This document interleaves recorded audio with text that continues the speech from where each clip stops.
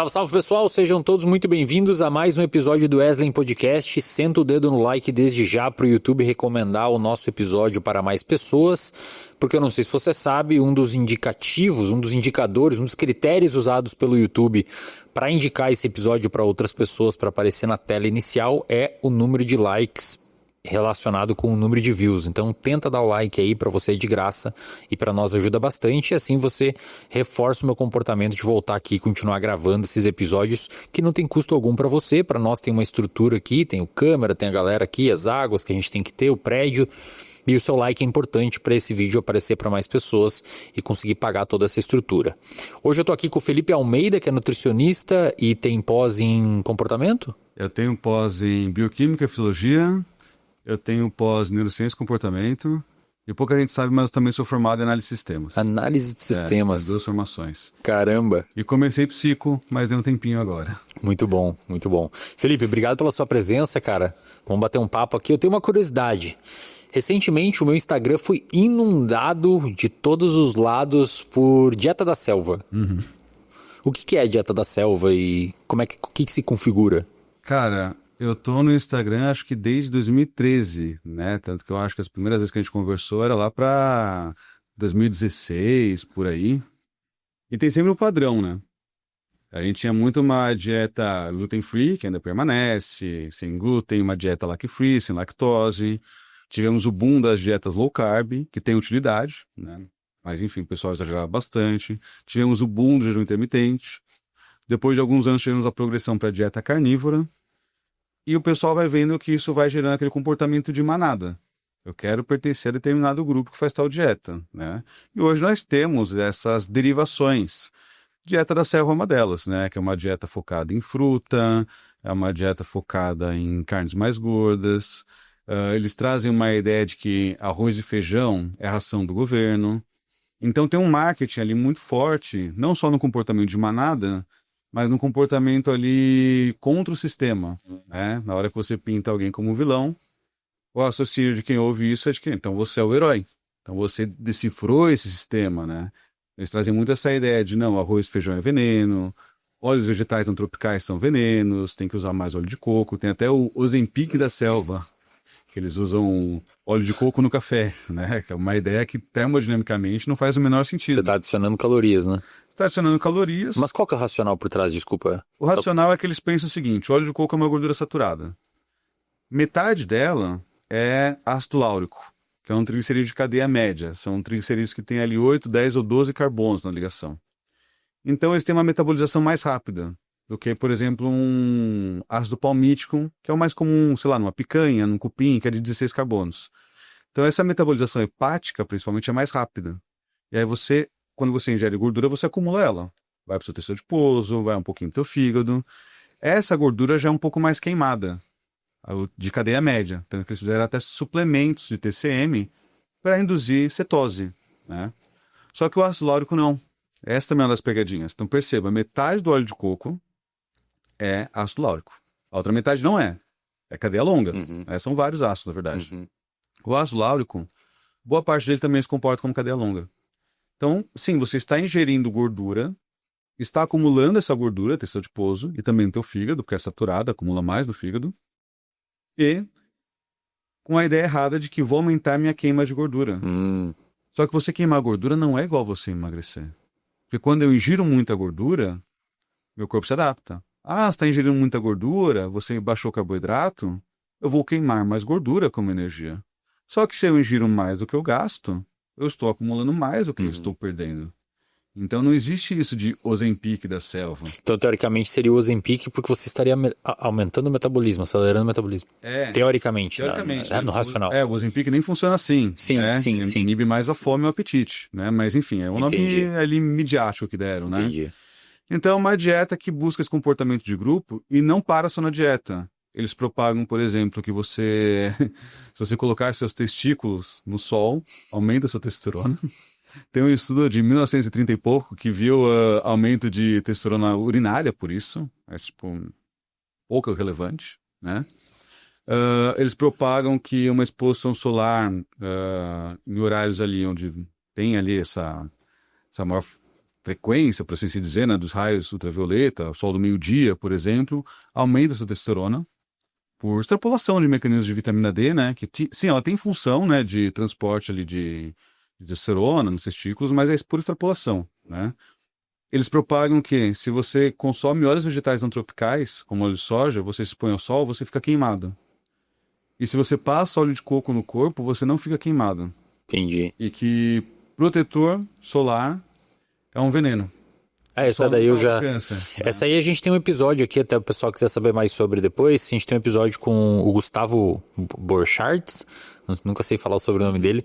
Um episódio de quase 3 horas que ele trouxe 90 slides explicando por A mais B o porquê que protetor solar não causa câncer ou não tem disruptor endócrino, né? E ele explicou que para gerar algum tipo de disrupção endócrina, você teria que passar tipo 3 quilos por hora de protetor solar na tua pele. Teria que ser muito protetor solar. Na verdade, o pessoal erra por não passar novamente, né? Às vezes até passa ali e esquece de passar novamente, né? Então não é só uma dieta, né? Eles vendem como um estilo de vida, que é uma estratégia de marketing também que a gente já teve, né? Carnívora, no low carb, enfim, né? Que é um comportamento ali de grupo e que é meio que a nós contra o sistema. Os artigos que mostram o contrário são artigos pagos. Os artigos que mostram a favor do que a gente propaga, que são muito, muito raros, e às vezes até mal interpretados, aí esses são aceitos, né? O que acontece? Quando você tem esse tipo de venda, você também está vendendo algo que às vezes é positivo para a saúde de algumas pessoas.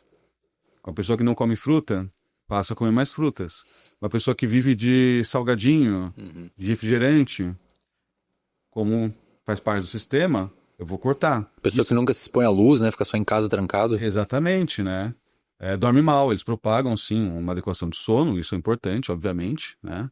Então, tem comportamentos ali positivos, mas junto tem comportamentos de risco, como excesso saturadas, exposição solar inadequada, enfim, né? Então, algumas pessoas vão relatar melhora, como, por exemplo, estou mais disposto, minha testosterona aumentou. Você sabe que pequenos aumentos de testosterona, às vezes, são até do próprio exame. Né? Não quer dizer que teve uma relevância clínica. Aumentou 10%, saiu de 600 para 660. Não tem relevância clínica. Você não cura o hipogonadismo com isso. Então, tem essa parte que as pessoas falam, não, eu me sinto melhor. Né?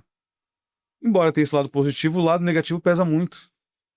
E aí, quando a gente põe na balança, você vai falando, não, você está colocando essas pessoas em risco crônico. Porque eu me sinto melhor não é um bom marcador de saúde. Por quê? Na hora que você se enche de gordura saturada, você também está aumentando o risco de diabetes tipo 2. Não é só o carboidrato refinado que faz isso. Na hora que você tem uma exposição solar inadequada, você aumenta o risco de câncer de pele. Na hora que você corta alimentos importantes como feijão, você diminui o consumo de fibras, e você acaba comendo mais gordura saturada, também ligada a alguns tipos de cânceres, como câncer de cólon. Diabetes, câncer de cólon, hipertensão, o que mais? Câncer de pele. São doenças que não vêm da noite por dia. E que você não sente, né? Só quando realmente, né, a coisa tá feia. Você não sabe o que causou também, porque é multifatorial e demora, né? É multifatorial. E eles têm um raciocínio muito determinista. Se exposição ao sol causa câncer de pele, por que tanto pescador não tem câncer de pele? Não tem um raciocínio de prevalência. Exposto teve, né? Tipo, se cigarro causa câncer de pulmão, por que meu tio que fuma não tem? É quase isso. Eu acho que a parada que mais fez, porque realmente, pelo menos pra mim, aparece muito, nunca apareceu, e você vê a galera que fala sobre isso, eles têm muitos seguidores, né? E estão crescendo bastante, assim, geralmente tem muita view também. Eu acho que de todo o bolo, assim, de estratégia pra tornar isso comercial e atrativo, essa parada de ser encontramos uma brecha no sistema aqui, vem para esse lado da força que... Acho que isso é o que mais pega, né, cara? É gostoso você saber que faz parte de um grupo que não tá junto com o sistema, que sabe uma coisa diferente. E aí mistura, muitas vezes, até com, sei lá, eventualmente umas ideologias políticas, não necessariamente partidárias, mas um espectro de entender a vida à luz de alguns ideais. Isso ocorre também na psicologia, cara. A psicologia, eu estava falando ontem com um amigo meu, o Vitor, que a psicologia mais científica, digamos assim, ela sofre muito ataque, e um dos ataques que se mistura ao mérito do debate é que você está num mundo capitalista, que isso é coisa de capitalista, que não sei o que, não sei o que. E muitas vezes o interlocutor, ele não avalia o mérito daquilo. Ele avalia que realmente o capitalismo é malvado, tô com esses caras aqui. E dá pra ver que nesse universo das dietas também o mérito fica um pouco de lado na análise muitas vezes, né? Realmente essa parada mais de tô contra o sistema é ruim e tal. E eles criam muito, que também acontece na psicologia, uma falácia de espantalho, né? Então, por exemplo, você está falando sobre PBE. Você vende curso sobre PBE. Então, automaticamente, você está enviesado, não pode falar isso se você está errado. Mas, na verdade, eu estou falando sobre PBE e eu vendo curso sobre PBE porque eu acredito na PBE. Justamente, eu estou vendendo aquilo que eu acredito, né? E lá tem muito uma falácia de espantalho que eles falam de nutricionista margarino, né? Que fala que margarina é melhor que manteiga, né? Essa é uma disputa até um pouco estúpida, né? Porque nenhum nutricionista bom vai ficar passando 100 gramas de manteiga ou margarina para um paciente, né? O que é um nutricionista margarino na visão deles? É o cara que passa Coca Zero, ou qualquer refrigerante zero, Guaraná, Sprite, passa margarina, passa doces. Só que um bom nutricionista, ele não vai fazer disso nenhuma base da dieta. Uma coisa é a prescrição por si. Eu quero que no almoço você tome uma lata de refrigerante zero. E eventualmente tem valor. Quando você está migrando o paladar de um refrigerante normal e a pessoa não tem dificuldade de tomar água, suco, você muda para o zero, né? Outra coisa é falar que isso é saudável. Uma coisa segura não necessariamente é saudável. Então, na hora que a gente fala, gorduras saturadas em excesso são um problema, eu não estou falando que é para você viver de pão e tapioca ou açúcar. Eu só estou falando gorduras saturadas em excesso é um problema.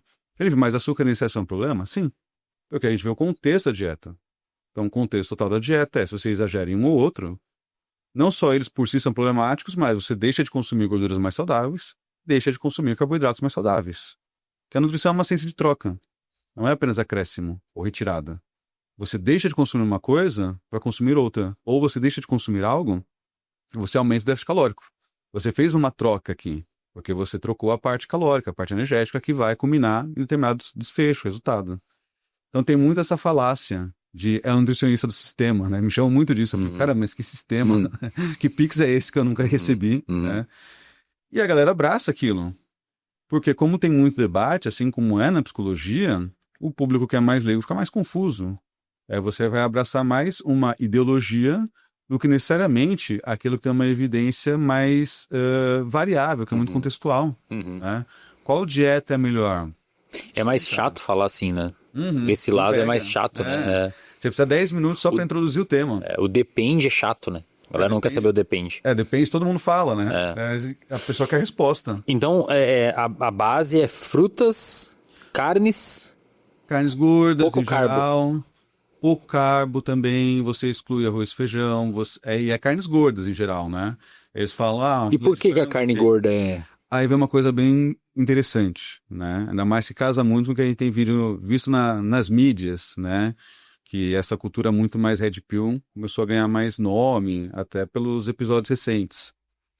Eu vejo que esse público, principalmente os divulgadores masculinos, né? Um dos principais divulgadores, a história dele ele tomou um chifre. Ele era o famoso homem beta no red pill, né? Que é aquele homem que não tem valor para a sociedade, que a mulher destrata. E aí ele começou a fazer a dieta, a testosterona dele teoricamente subiu, e aí ele virou o homem alfa, que toda mulher deseja. Tanto que o pessoal segue muito ele pela ideia da dieta, mas ele mesmo é piada, assim, né? Os próprios seguidores tiram sarro dele. Não é, por exemplo, eu sigo o Wesley porque eu admiro o Wesley. Não, eu sigo porque o que ele fala tem muito sentido, mas esse cara é uma piada. Entendi. Cara, ele fala uns absurdos, É memético, assim, é um meme. Exatamente, é um meme, né? Tem um monte de memes sobre ele. Então ele fala isso, na hora que eu mudei meu padrão, comecei a tomar sol, comecei a dormir melhor, o que obviamente é bom, comecei a comer carne mais gorda, minha testosterona subiu, e agora eu tô muito mais homem, né? Ele relaciona uma questão de gênero, né? Ou até de comportamentos relacionados ao gênero pela nossa sociedade, com o valor de testosterona, né? E aí eu até brinco, eu falo, cara, mas se fosse assim, né? Não teria fisiculturista homossexual, bissexual, uns caras com 4, 5 mil de texto, né? E tem. Não faz sentido você atribuir um comportamento masculino a um único hormônio. Até porque essas mudanças são pequenas, né? E a gente sabe que tem toda uma base ali também de crescimento, comportamento operante, outros hormônios também vão reger nosso comportamento, libido, estradiol, por exemplo, é muito importante para libido.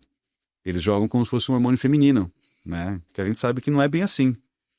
Então, atinge muito um público que tem ali uma ideia de masculinidade bem no sentido de homem alfa, e tem até essa questão de um ego mais fragilizado, eu tenho que ser mais homem, né? Eu falo, tá atingindo muito uma galera mais nova com ego mais frágil. E aí falo, não, agora eu vou subir minha testa, eu vou, né, virar o homem alfa. E qual que é o racional dentro dessa dieta para comer carne gordurosa? Porque desde a década de 50, que, salvo engano, um presidente dos Estados Unidos infartou por conta... Teve um infarto e a partir disso os norte-americanos começaram a entender que gordura na dieta, acho que gordura saturada, né, na dieta tem a ver com... pode aumentar o risco de você ter infarto. A galera entendeu isso. Desde então, vai e volta a dieta, mas se você sair na rua perguntando sobre se é saudável ou não comer gordura, de gordura animal, por exemplo, acho que em geral a galera vai falar que não é saudável. Como é que eles conseguiram subverter essa lógica? Qual que é o racional? Vamos lá, são duas questões. Que essa daí também tem vários polos que eles falam, né? Estudos de 50 até 1980, que é o estudo 7 países, por exemplo, né? Quando você consome mais gordura saturada, você produz mais LDL, que é uma proteína, uma lipoproteína que carrega colesterol. Que é o exame que a gente faz, é o exame de LDL no sangue. Ela carrega colesterol também para adrenal e para as gônadas sexuais. Quando esse colesterol chega lá, ele vai ter caminhos bioquímicos que formam hormônios sexuais, como testosterona, como cortisol e progesterona. Mas pensa, eu tenho um colesterol aqui. Como é que eu sei se ele vai virar A, B ou C? Por enzimas específicas. Então não é só ter o colesterol, você tem que ter esse caminho enzimático. Então, da onde que vem essas enzimas? Quem que sinaliza elas? Seu cérebro, na via hipotálamo e hipófise. Então na hora que você vai produzir testosterona, você vai ter o hipotálamo produzindo um cara GNRH, hormônio liberador de gonadotrofinas, que vai na hipófise produzir LH, hormônio luteinizante. Ele sinaliza, testículo e adrenal. Pega esse colesterol, siga esse caminho para formar testosterona. Só que você não consegue dar um caminho para ele conforme o alimento. Entendi. De qualquer maneira, o que mais regula isso é genética, gênero também, óbvio, né?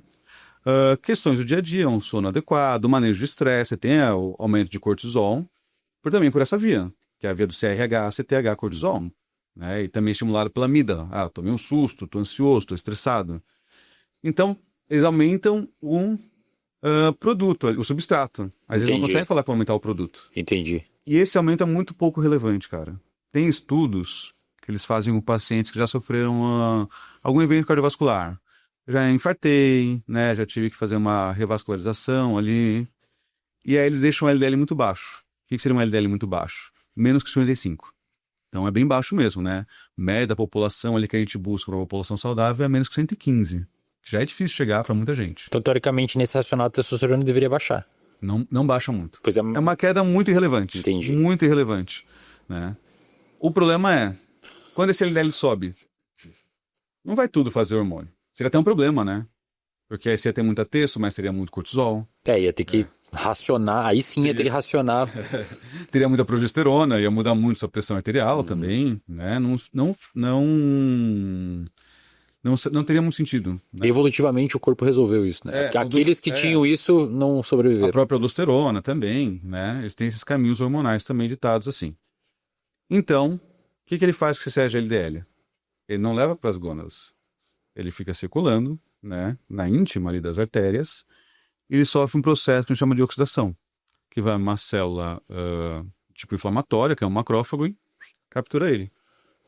Quando você começa a ter muito isso, um LDL muito alto, e essa célula capturando, você vai modulando essa célula. Elas meio que se juntam, sabe? Foi um macrófago, capturou esse LDL, né? Aí fez o que a gente chama de uma célula espumosa. Então pensa numa mangueira.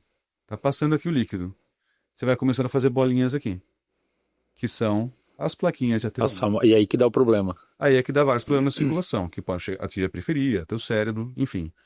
Por isso que eu falo, exame de LDL, ele é o melhor marcador cardiovascular assim, mais prático, mas tem que ver o histórico de vida do paciente. Se eu passei uma vida inteira com LDL 160, né? Passei, sei lá, dos meus 15 aos 45 anos, 160 LDL.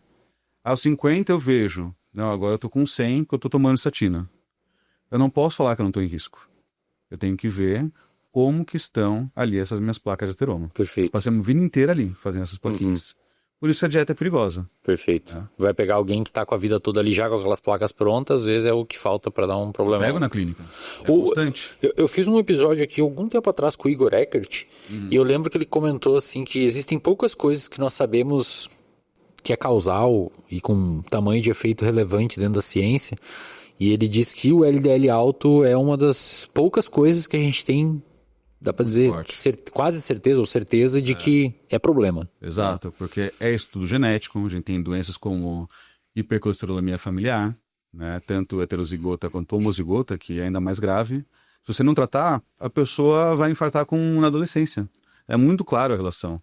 Temos estudos mendelianos que avaliam questões genéticas, temos estudos populacionais, temos estudos de intervenção, como saiu esses dias no New England, um estudo que eles separaram a galera desse LDL com 55 ou 70, com fármacos muito potentes, no caso evolocumab, né, que é um inibidor de uma proteína ali que atua em receptor de LDL. Então, é um fármaco caro também, não é todo mundo tem que usar, né, é a pessoa que está em alto risco mesmo. E eles veem, não só menos LDL, mas eles veem o principal, que é menos evento cardiovascular. A pessoa infartou menos, a pessoa teve menos risco cirúrgico, né? Então, o desfecho mesmo é muito relacionado ao desfecho cardiovascular ao LDL. Não só ele, né? Não é que, baixou o LDL, tá tudo certo. Outro problema dessa dieta da selva, excesso de sódio. Excesso de sódio, junto a baixo potássio, não é só o sódio, né? Aumento de risco para hipertensão arterial. Que também, com a própria elevação de peso, também aumenta o risco. Então, a LDL, hipertensão arterial, resistência à insulina, o diabetes tipo 2, essa progressão, né, aumenta muito o risco de doenças cardiovasculares, que é o que mais mata hoje, né, globalmente é o que mais mata. Por isso que é um discurso perigoso. É um discurso que, por mais que você fale coma mais frutas, uma melhor, é um discurso que propaga um excesso de gorduras saturadas. E a gordura saturada, desculpa, é principalmente de carne animal? Principalmente carne animal. E aí os óleos lá, como é que é? O óleo... os óleos vegetais. Tem gordura saturada? Não, olha só. Vamos pegar os principais óleos vegetais, né? Canola, milho, soja. São fontes principalmente de ômega 6. Canola tem um pouquinho de ômega 3. Ômega 3, 6 e 9 são gorduras insaturadas, tá? São gorduras que têm efeito positivo no nosso coração. Só que o óleo de soja ele é bem queimado, assim, pela galera mais leiga, né? Porque eu ouvi muito que é um veneno. Porque custa menos também, então a gente tem um princípio de mais caro, né? Então é mais saudável, sim. né? O ômega 6, ele baixa o LDL. Ele é o tipo de gordura que mais baixa o LDL. Tem muita gente que acha que ele é inflamatório, ele não é. Uma parte desse ômega 6, uma parte mínima, cerca de 1%, vai converter num cara chamado ácido araquidônico. Esse cara, em algumas células, sim, sinaliza inflamação. Mas é um efeito mínimo. Então, não é um efeito tão sério assim, a ponto de, vou ter uma doença inflamatória. Até porque inflamação pode ser num local específico, pode ser no corpo inteiro, pode ser uma doença inflamatória intestinal, enfim. Então, o ômega 6 ele é saudável. Só que, vamos fazer um adendo. Eu não passo dieta que a pessoa se enche de óleo vegetal. Vamos fazer um almoço aqui, pega o óleo de soja e usa ali, transborda o frango. Por quê? É calórico, né? Porque a nossa dieta ocidental já tem bastante ômega 6. Então, eu costumo passar outras fontes de ômega 6, como, por exemplo, oleaginosas, né? E é engraçado que essas são vistas como boas para a saúde, e são fontes de ômega 6. Entendi. Castanha, nozes, né? O pessoal fala, não, essas são boas, mas também são fontes de ômega 6. O ômega 6, então, é a gordura que mais baixa o LDL. A gordura saturada que mais aumenta o LDL, pensando em total de consumo calórico na população, é a carne da gordura das carnes, por exemplo. Porque por mais que o óleo de coco tenha uma gordura que aumente o LDL, que é o ácido láurico, o nosso consumo maior vem de carne gorda. Entendi. Né? Então, pensando em prevalência, por que essas pessoas têm um LDL mais elevado? Excesso de gordura saturada. Só que o excesso de açúcares livres, né? Um suco ali, não um suco natural, um suco industrializado, um refrigerante com xarope de frutose, esse também aumenta o LDL. Não só porque o açúcar tem esse potencial no fígado, o excesso, mas porque você acaba também tendo um padrão baixo em fibra. Se eu estou comendo muito assim, eu estou cortando fibra, estou cortando feijão, estou cortando grão integral. E as fibras, elas fazem essa excreção de LDL Perfeito. ali pelos sais biliares. Então, a gente vê um padrão. A gente não fala, esse cara é ocupado, esse é bonzinho. Não, vamos ver o padrão da dieta. Né? O que é um padrão saudável hoje? Um dos principais padrões saudáveis é a dieta mediterrânea, como também uma dieta DASH, que é uma dieta para pressão arterial. São dietas ricas em frutas, em grãos integrais, em carnes mais magras e em oleaginosas. Esse é um padrão. E azeite. Azeite também é uma excelente fonte de gordura, uma fonte de ômega 9. Então a gente vê até que populações que fazem dietas assim vivem mais. Claro que tem muito mais questão envolvida né, do que a dieta por si. Qual que é o padrão? Mais gordura insaturada, ômegas 3, 6 e 9, menos saturadas, mais carboidrato com mais fibra, menos açúcares livres, mais proteínas magras. Essa seria hoje, segundo a ciência, a dieta mais adequada para longevidade e tal. Tudo. Saiu ontem, inclusive, no posicionamento da AHA, né, American Heart Association, novamente enfatizando isso. Novamente que para dieta, assim, pensando em saúde, é isso. Eles batem muito a ciência tá vendida, né, para a família Rockefeller, que é a família de cereais. Cara, eu desafio alguém pegar uma guideline e falar, ó, coma açúcar à vontade. Exagere no açúcar. Eles não falam, eles falam claramente, ó, açúcar também tem que ser limitado, geralmente menos que 10% da dieta. Eles falam para limitar açúcar livre. Ninguém tá falando que é para você pegar e comer salgadinho, comer um cereal matinal ali do tigrinho, né? Nada disso. Eles falam para limitar, eles não falam exclua, nem para gordura saturada. Eles falam capricho nas fibras. Para você aumentar leguminosas, feijão, grão de bico, lentilha, que esse é um padrão mais saudável. Né? Aí tinha uma outra pergunta tua, né? Posso estender um pouquinho? Pode, por favor. Que é a do quando que eu começou a ter essa ideia contra gorduras saturadas, né? E na década de 80, um pesquisador muito famoso, epidemiologista, Ansel Keys, ele lançou um estudo de 7 países. Ele relacionou o consumo de gorduras a maior risco cardiovascular. E aí começamos a ter pirâmides, onde a base era mais carboidrato, né? Vamos caprichar ali 7, 9 porções, aí vai ter fruta, vai ter grão.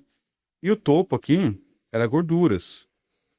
E aí, primeiro que muita gente criticou, foram só 7 países, mas eram 7 países que representavam muito a sociedade, e vários países foram excluídos ainda por efeitos pós-guerra. Ainda não tinha voltado ao padrão alimentar que era antes, tinha uma grande variação alimentar, então muita gente criticava, mas e a França, né, que não foi tão bem avaliada?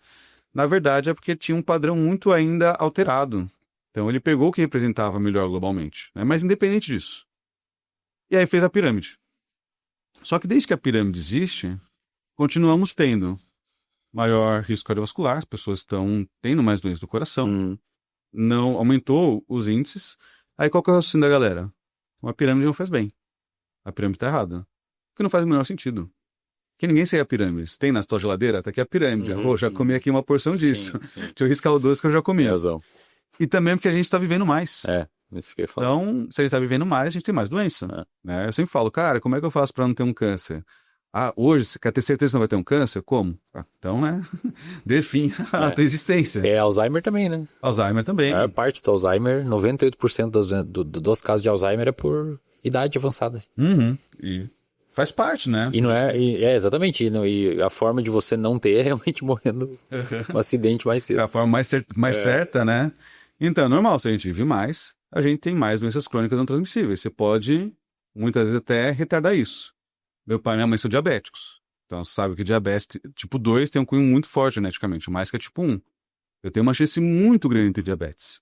Então, eu tento retardar. Não quero até os 40, não quero até os 55, mas talvez até os 70 eu possa ter pelo menos uma resistência à insulina, um pré-diabetes. Quero retardar ao máximo. Mas tem um aspecto genético de idade, né?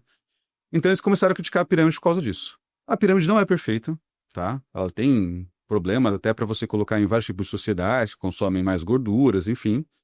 Só que a gente não pode falar que ela é a causa, porque ela não foi seguida. E como é muito antiga, né, mais de 40 anos, o pessoal fala que estão seguindo estudos de 40 anos atrás. Cara, se a gente pega revisões de alto nível, de evidências, né, a gente vê que tem revisão 2022, né, que mostra, não, quando você troca a gordura saturada, porque a nutrição é uma ciência sobre troca, por fontes insaturadas, você tem menos eventos cardiovasculares. Então a gente tem estudos muito recentes sobre isso, revisões sistemáticas com aplicação de meta-análises, revisões muito robustas, estudos randomizados controlados, também avaliando o próprio efeito de LDL ou de dietas no LDL. E para contrapor isso, o que eles fazem? Eles pegam revisões narrativas, né? Ainda mais em jornais ali, você sabe, pagou, né? Foi aceito. A revisão narrativa não é aquela coisa. Eu escrevo o que eu quero, né? Pode ser uma excelente revisão narrativa. Nature é um jornal que tem excelentes revisões narrativas. Mas eles vão publicar, basicamente, o convite. A opinião, é a visão do autor. É a visão do autor, né? Então a gente tem que sempre ter um pezinho atrás. Aí na hora que eles ignoram um monte de evidência robusta recente sobre o papel das insaturadas ser mais positivo quando se faz essa troca, né? E pega uma revisão narrativa, aí eles falam, tá vendo? A ciência é vendida, mas tem esse estudo aqui que não. Esse estudo eu confio. Mas aí o uso da saturada, que é uma das principais fontes da gente é a gordura animal, é por conta apenas dessa lógica mecanicista do aumento de testosterona ou há um argumento de que, na verdade, você morre menos de eventos cardiovasculares usando a saturada? Há também esse argumento. Eles argumentam tanto que ou LDL não importa, ou pior, o LDL mais alto é mais saudável. Entendi. O que eles fazem? Eles pegam estudos que as pessoas que tinham LDL mais baixo morreram mais. Mas por que essas pessoas tinham LDL mais baixo? Porque já tinham infartado, já tinham um evento cardiovascular e usavam medicação, né? Se teu LDL hoje é 115 e o meu hoje é 60, só que eu infartei. Infartei 10 anos atrás, e você não. Eu tenho maior chance de morrer que você. Sim. Se eu pegar o meu que é 60 e deixar 115, a minha chance aumenta ainda mais, porque eu já infartei. Né? Eu já tô todo ferrado ali. Artérias, veias, enfim. Então é uma comparação injusta. Você tá pegando um cara que tem um LDL mais baixo, porque ele já tem um risco muito grande, e pode morrer mais por causa disso, né? E comparando com um cara que tem um LDL normal, não muito alto, normal, e tem um risco basal. Entendi. Um risco comum para a população ali da idade dele, né? Enfim, do gênero. Caramba, cara, que coragem falar isso, hein? Da galera. Que cara, coragem você ir numa rede social e falar isso, né? Sei lá. Eu quis fazer esse episódio aqui com você porque às vezes parece que há um bom argumento pelo lado da galera que manda você comer. Eu não tô nem dizendo só o pessoal da dieta da selva, mas em geral, aqueles que argumentam que precisa ingerir mais gordura saturada. Sei lá, a impressão que dá é que descobriram um lado oculto do mundo e que tem uma razoável certeza disso, porque é uma recomendação muito, sei lá, né, meu? Uma coisa é tu falar pra pessoa, faz 15 polichinelo aí, que você sabe que ela só vai perder o tempo dela. Outra coisa é você mandar comer gordura saturada, que tem todas as evidências indicando que faz mal, né? Exatamente, né? Que coragem. E tem uma ideia também de que, a ciência paga. E aí saíram recomendações norte-americanas ali, né, dos novos diretores ali, né? Pois é, essa era a minha próxima pergunta. O pessoal ficou feliz com essa nova... A galera, pelo que eu percebi da dieta da selva, eles ficaram felizes com essa nova pirâmide lá do Kennedy, né, dos Estados Unidos. Sim. E corrobora com o que eles argumentam? Cara, é engraçado até a chamada, né, que é Eat Real Food, né? Isso, se a gente estivesse falando o contrário, né? A gente estivesse falando, não, isso aí veio de biscoito. Tem até um T-bone, né, uma carnona lá. E aí eles falam para priorizar, ele tem ali o consumo de feijão, tem consumo de arroz, que é o que o pessoal da dieta da selva fala que é do sistema, tem consumo de bastante vegetal e fruta, alguns do dieta da selva eles criticam até o consumo de mais vegetais, e falam para você comer também proteína das refeições. Só que aí tem na própria cartilha ali, não na diretriz ali, a diretriz é imensa, né? Tem mais de 300 páginas, mas na própria cartilha mais simples ali, fala, limite gordura saturada até 10%. Não tem como você fazer uma dieta com um monte de carne gorda e limitar a gordura saturada a 10%. Que isso é em percentual calórico. Estou comendo uma picanha aqui, boa parte das calorias vai ser de gordura. Não tem como. Então não tem sentido a recomendação. Comer mais carnes e ao mesmo tempo limitar a gordura saturada. A não ser que você fale, não, você vai comer tilápia. Você vai comer um filé de frango muito, muito seco. E também tem um pouquinho de gordura saturada. Não tem como, não faz sentido. Tanto que ontem, né, saiu a recomendação da American Heart que vai contra isso. Só que aí quando você abre o financiamento dessas cartilhas aí do Kennedy, tem um monte de indústria pecuária. O que não é um problema também. Né? Pô, você vai estudar, pegar estudos com semaglutida, com tirzepatida, você vai ter financiamento da Novo Nordisk, da Eli Lilly, né? Tem que pagar para mostrar que funciona, né? Não tem que sair do bolso do contribuinte por si. Imagina, você faz um fármaco, não, vocês que paguem para descobrir. Não faz sentido. Só que tem que ter bom senso. Então, peraí, você está falando que a ciência é comprada. Ao mesmo tempo, você está pegando uma cartilha que a própria recomendação não bate entre si. Que não tem como você bater menos 10% comendo assim. E, ao mesmo tempo, tem financiamento claro da indústria pecuária, que também participou da questão da campanha governamental. Então, abra o olho, né? Tem uma revisão, se quiser depois eu te mando, uma revisão ali de estudos que eles tentam avaliar os estudos que falam que a carne vermelha faz mal, principalmente do que tange a um tipo de cânceres, estudos que falam que ela é neutra e estudos que falam que ela é saudável, que ela protege. Os estudos patrocinados, em maioria, na verdade todos falavam que era neutra ou protegia. Os estudos não patrocinados, a maioria falava nem que era neutra, e sim que o excesso aumentava o risco para algum tipo de cânceres. Não é que você não possa comer carne vermelha, né? Mas tem que cuidar do seu padrão alimentar. Mas hoje então, na área da nutrição, na área acadêmica pelo menos, mais séria, é um consenso que carne vermelha em excesso aumenta o risco de cânceres. Aumenta o risco de diversos tipos de cânceres, principalmente do trato digestivo. Mesmo carne magra. Então, isso ainda é debatível. Tipo patinho, sei lá. Ainda é debatível, mas provavelmente sim. Os estudos não fazem um bom ponto de corte aí, né? Porque é difícil você falar o que é carne magra, o que é carne gorda, pensando culturalmente, né? Então isso é debatível. Se a gente pega de mecanismo, nós temos aminoácidos ali em excesso, metionina, por exemplo, que se a gente pega em mecanismo, ó, tem base científica para isso, né? Só que é muito difícil você ver isso em estudo epidemiológico, assim, a ponto de fazer ponto de corte para gorduras e até para a própria carne. Tem um estudo que eles fazem o seguinte: vamos pegar a galera que come nada de carne, a galera que come moderadamente, né? Nada ou baixo, e a galera que come muita carne. Beleza, quem come muita carne teve mais risco ao longo de 15 anos para diversos tipos de cânceres do trato digestivo, né?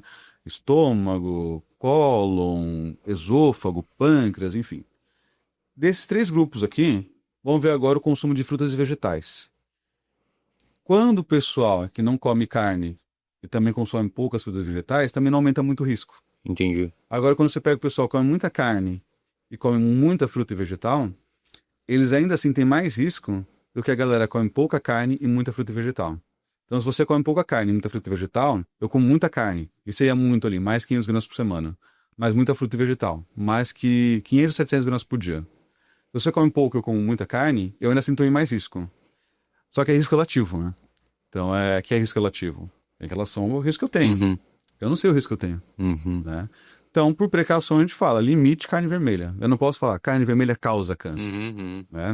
Não tem como eu colocar uma causalidade tão robusta. Mas eu falo, por contexto alimentar, priorize mais carnes brancas.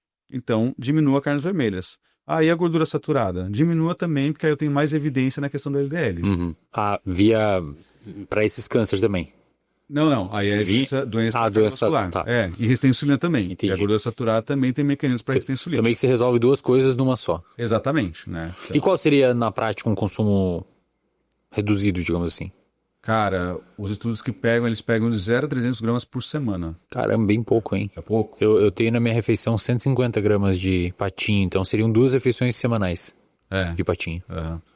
Vamos gravar bastante podcast, né? Que vai que amanhã dá ruim.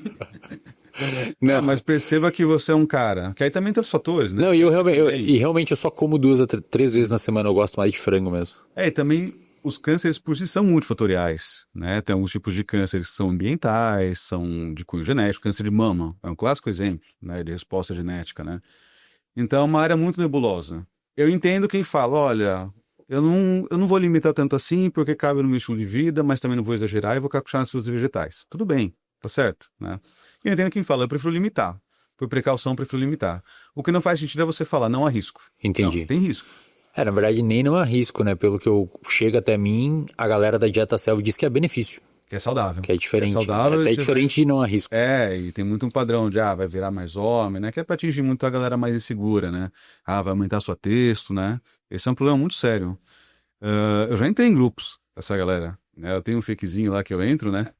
Eu já peguei pacientes também. Cara, tem gente falando, meu ácido úrico subiu para 8, meu LDL tá em 250, minha pressão subiu, é normal, né? Medir a pressão aqui, tá 140, né? A sistólica. é bizarro, assim, os relatos, né? Então, Mas você já colocou os seus testículos no sol, cara? ainda não tive coragem. Eu acho que você deveria. Se você é um cara que gosta de fazer experimento nesse universo e você vai ao podcast pra rebater a galera, você tinha que ter Não, botado saindo daqui eu vou fazer isso. seu testículo no sol. Se eu ouvir uma sirene aqui é que eu fui preso. Aproveita que você tá numa cidade litorânea, vai à praia aí, cara. O problema é subir demais a texto, né? Cara, pois é. E há uma adesão, né? E aí vem essas diretrizes dos Estados Unidos. Parece que. Eu tenho a impressão, cara. Tava falando também isso com um amigo antes de ontem. Eu tenho a impressão que o pêndulo. Não diria ideológico, assim, mas o pêndulo místico do mundo, sei lá. Ele tá indo pro outro lado. Acho que a gente tá saindo um pouco daquela era de hipervalorização da ciência e a gente está entrando de novo numa era que valoriza um pouco mais, não diria ocultismo, mas eu diria, não sei como é que eu posso classificar. Conhecimento prático, É assim. um cara mais conspirador, uma coisa de antissistema. E existem inúmeros dados em países do Ocidente que, por exemplo, a conversão de religiosos está aumentando de novo, principalmente entre jovens. O catolicismo freou. Normalmente a população não religiosa estava subindo nesses países, como os Estados Unidos, alguns países da Europa, e agora isso estabilizou e há um aumento de pessoas convertidas à igreja. Não que tenha alguma relação, mas o que eu quero dizer nesse padrão, né? o que eu quero dizer nesse bolo todo é que a galera tá um pouco mais aberta, aparentemente, quando comparada a 2005, 2008, 2010, 2013, Sim. a essas novas formas de conhecimento que não envolvem ciência. Não sei se você tem essa percepção. Cara, e aí, obviamente, é uma brecha boa para quem divulga coisas antissistema, né? Eu ouço muitos podcasts, né? Eu lembro até das primeiras vezes que eu ouvi que eu te mandei uma mensagem elogiando, né?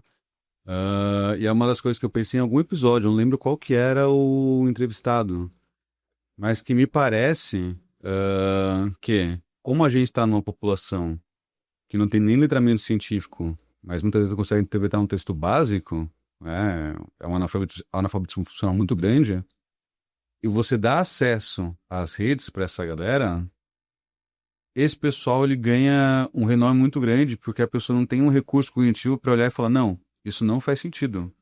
A pessoa nunca estudou o básico sobre lógica, não tem noção ali de um pensamento um pouquinho mais robusto.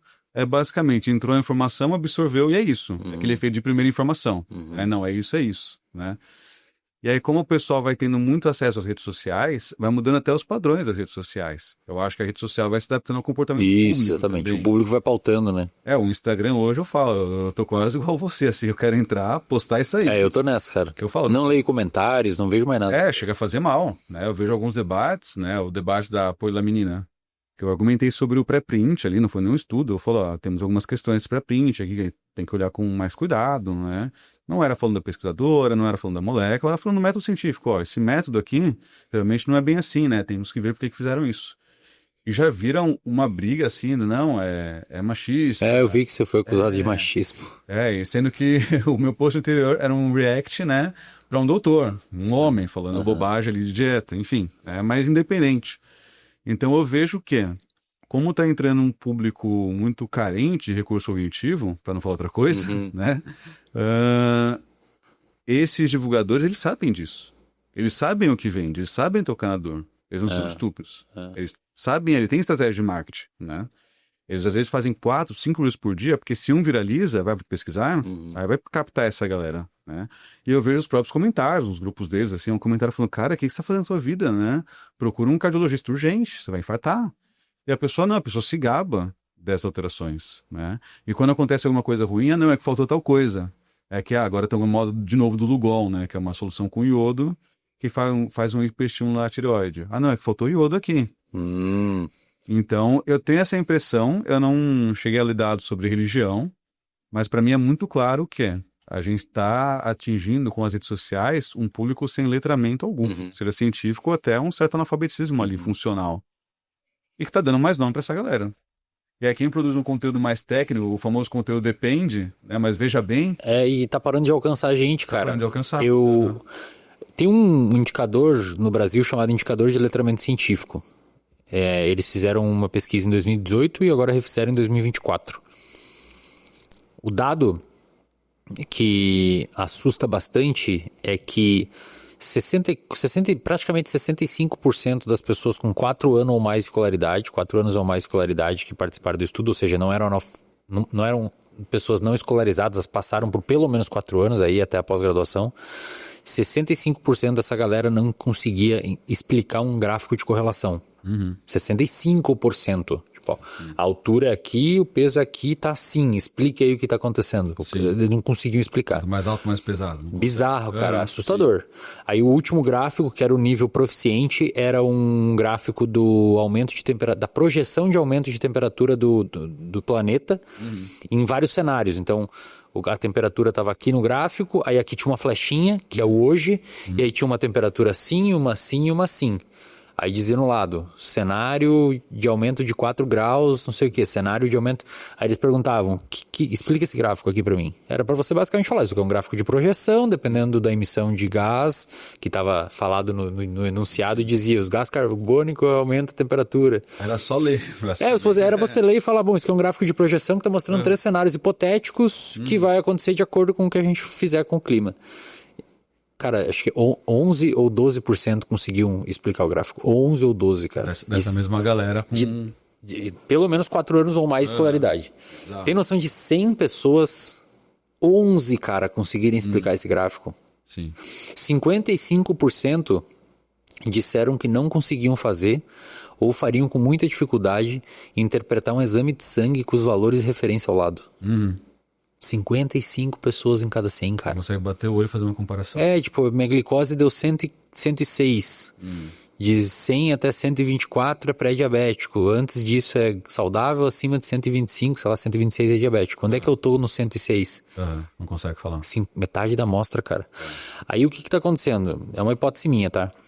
Eu acho que na época da pandemia, esses conteúdos um pouco mais técnicos e mais profundos, eles tinham um alcance muito maior, porque a galera produtiva e que está querendo fazer as coisas virar e trabalhando e se informando para melhorar pessoal e profissionalmente, estavam muito nas redes porque estavam em home office.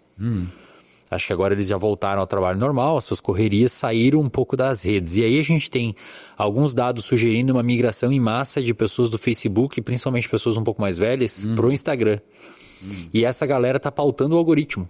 Por isso que você vê que o que viraliza geralmente são páginas de fofoca, os Virgínias, os bagulhos de BBB, sei lá, ou política. Sim. Você vê aqueles negócios de 22 mil comentários nos posts, aqueles posts muito viral.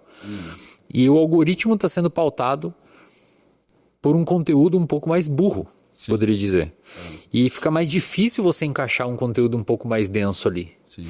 Então, ou você emburrece um pouco o seu conteúdo...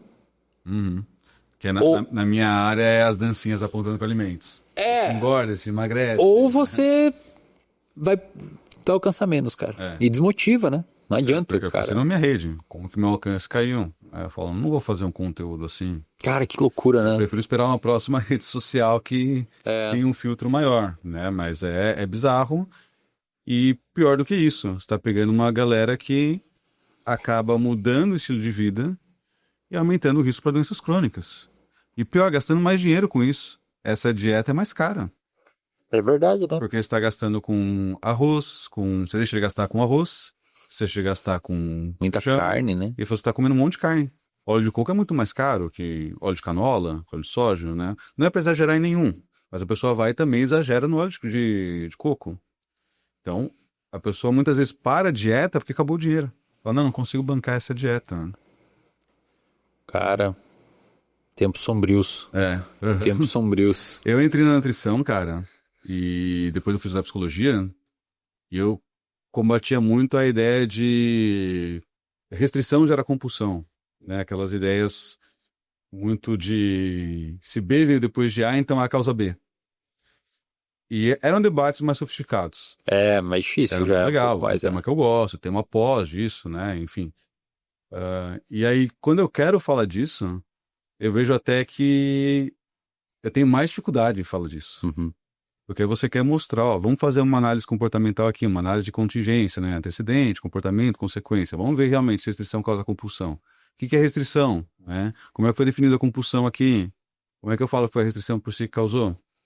Não vai, sabe? Não vai. Muita coisa já. É muita coisa. A pessoa só entende A causa B. Eu costumo dizer que o Carl Sagan publicou O Mundo Assombrado pelos Demônios, falando que os desenhos e implantações não eram feitos por alienígenas.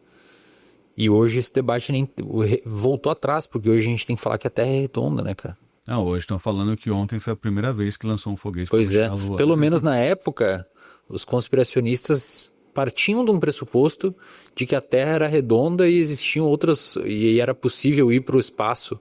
Hoje não parte nem desse pressuposto. Ai, cara. Felipe, deixa suas redes aí pra galera, meu. Onde é que eles podem te encontrar? Cara, meu Instagram, Felipe Almeida Professor.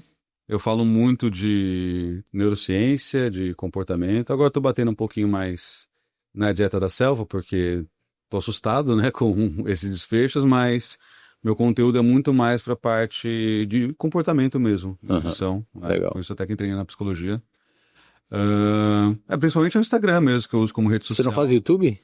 Eu tenho um canal no YouTube, é um canal de aulas, que aí só jogar ali nutricionista Felipe Almeida. Aí são aulas mais técnicas, aulas de 30 a 40 minutos. E aí lá eu tenho aulas de neurociência, de bioquímica, de fisiologia, de macro e micronutrientes, regulação metabólica, metabolismo energético também, né? Então, Felipe Almeida Professor, meu Instagram, meu YouTube, nutricionista Felipe Almeida. São as duas principais hoje em dia, acho Boa. que já tá bom, né? Boa. Porque senão a gente pira. E deixa eu perguntar, você tem um tipo de conteúdo mais reativo, né? React, combativo, assim, frente a essas paradas. Esse termo não tem incomodação, não? Jurídica, sei lá, o pessoal... Jurídica? Pô, direto. É? Direto. É muito comum. Vamos pensar os mais recentes, né? O que a gente tem hoje? A gente está vivendo uma era que eu falo, uma era revolucionária dos agonistas de GLP-1, GIP, Ozempic, Mounjaro, né? E são fármacos muito importantes, né? Que estão mudando a maneira como se trata a obesidade e diabetes, até o comportamento alimentar, né? Não sei se você chegou a ver no McDonald's de fora, tem o Mac Mounjaro, né? Tem mesmo? Tem. Os caras estão preocupados com a queda de... O consumo, né? Caramba, Porque você imagina, você está pagando... Nos restaurantes agora tem um conceito chamado mini meals. Então, você vai ali e você não tem mais aquele pratão. Por que eu vou pagar aqui $80 se eu não vou conseguir comer? Então, beleza, então paga 50. Caramba, cara, se adaptaram. Você vai ter experiência, né? E, obviamente, quando tem uma novidade tão grande, tem muita gente querendo ganhar em cima, né? Mas de uma maneira indevida. Então, eu faço os reacts de desinformações, né? Não só nessas áreas mais médicas, né? Que envolvem bioquímica, fisiologia, da própria psicologia também, né? Já teve psicólogas famosas do meio que mandaram notificações, então tem bastante, né? Mas, enfim, faz parte, né? Eu lembro um que fizeram assim, né? Faço o meu curso de comportamento alimentar com base no conteúdo da Judith Beck. Judith Beck é a filha do Aaron Beck, TCC, que ela fala muito sobre dieta, né? Ela tem livros legais sobre dieta, né? Armadilhas da Dieta, por exemplo. São livros bons, né? Não são perfeitos, mas são bons, né? E ela usava muito aquele livro e fala, não, emagreça definitivamente. Não existe isso. Obesidade é uma doença crônica não transmissível que ela tem remissão e recidiva. Se você não cuidar, vai voltar. Igual um diabetes, igual uma pressão arterial, hipertensão, igual uma depressão. Você tem que ter uma vigilância ativa. Se eu estou usando hoje, sei lá, Mounjaro, fazendo dieta, e eu paro com esses comportamentos, o que vai acontecer? E aí ela fez a chamada emagrecimento definitivo. Eu falei, olha, eu discordo. Eu acho que isso é sensacionalismo, né? Você não pode vender isso sugerindo que vai ter emagrecimento definitivo. Por mais que no curso você fale que não, isso engana a pessoa. Você está falando, pô, como é que você prova para mim? Se a pessoa está comprando por essa chamada, ela está acreditando nisso. E aí sofri também a notificação, ameaça de processo, né? Então é relativamente comum, né? Eu tenho esse perfil também mais combativo. Né? Sim, acho que são esses estilos, né? São estilos de divulgação. Acho importante existirem todos. E outra coisa que eu ia te perguntar, eu vi que você estava muito engajado nas eleições do conselho, né? Qual que é... Eu também estava na do conselho de psicologia. Qual que é a grande insatisfação dos nutricionistas das vertentes mais científicas com com o conselho de classe? Bom, temos várias, né? Tem muitas de questão de salário, né? Piso salarial é bem baixo, assim, é bem ruim, né? Tem nutricionista trabalhando 44 horas ali, semanais, ganhando 2 e pouquinho, né? O que eu mais fui atrás é aquilo que eu mais tenho conhecimento, né? E o que eu fui mais ali para mudança no código de ética. A primeira coisa, a gente não pode postar antes e depois. Então eu te atendi. Você emagreceu, você ganhou massa muscular. Não posso postar. Isso tem uma base também porque a gente sabe que essa cultura da estética, ela é prejudicial para muita gente, né? A gente está vivendo também uma era que as mulheres, principalmente, né, que são as maiores vítimas dessa cultura, elas estão cada vez mais buscando emagrecer e usando medicações sem necessidade. Mas também, dependendo da maneira como você divulga isso, né, que, como você disse, tem estilos e estilos, eu posso divulgar, não, ó, o Wesley conseguiu perder uma gordura mais abdominal, ele está mais saudável. Eu não posso fazer uma divulgação sensacionalista. O meu método. Então, uma das coisas que eu propus, vamos liberar antes e depois, não só de imagem, mas de exames, de relatos. Pô, eu passei com ele, meu sono melhorou bastante, eu tô treinando melhor, tô mais disposto, saí de um pré-diabetes para uma glicemia normal. Então, é uma das coisas que eu falo, ó, se a gente não tivesse poder de divulgar o nosso trabalho dessa maneira, a gente vai perder os outros caras, que nem tem ali atribuições de prescrição. Não tem o ônus, né? Ele só tem o bônus. Só tem o bônus, e isso chama atenção. A pessoa entra ali, tá, pessoa que emagreceu, aquelas fotos de perfil. Então, esse antes e depois, o que eu defendo hoje também, que a gente até ganhou agora o CRN3, as eleições, né? Mas tem que ganhar mais alguns para levar para o CFN, que é o federal.